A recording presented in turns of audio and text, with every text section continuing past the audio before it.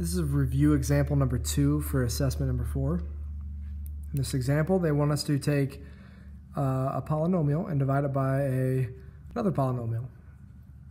Now, we're going to look at this one here, and we'll call this is a binomial technically, but we know binomials are polynomials.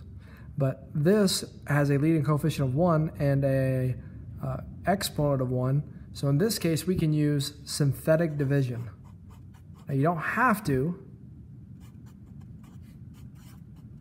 but synthetic division just, in my opinion, makes it easier.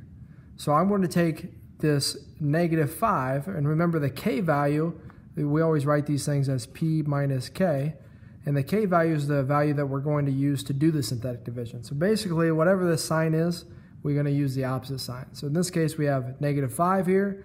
We want to use 5 for our division. Write down the leading coefficients for each of those terms. So that's 1, -10, 20, 26. And now we're going to go through a series of multiplications followed by addition. Multiply, add, multiply, add, multiply. So we bring the 1 down. We start our first multiplication. 5 times 1 is 5. And we're always multiplying by this k value. And then we add this column, -10 and 5 is -5. We multiply, that's -25. We add, that's -5 again. We multiply, that's -25. We add, that's 1. Now when you're doing a division of p cubed and p, you're going to end up with p squared for your first term. So we know that this is going to be the p squared term. This is the p term. This is p to this p the first. This will be p to the 0 power. And this will be a remainder.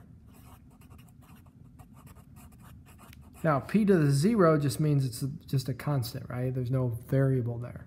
So this just means we have p squared minus 5p minus 5. And then when we have a remainder, we just say plus 1 over, what did we divide by? Well, we divided by p minus 5. So we have a remainder of 1 over p minus 5 because that's our division. And that is synthetic division.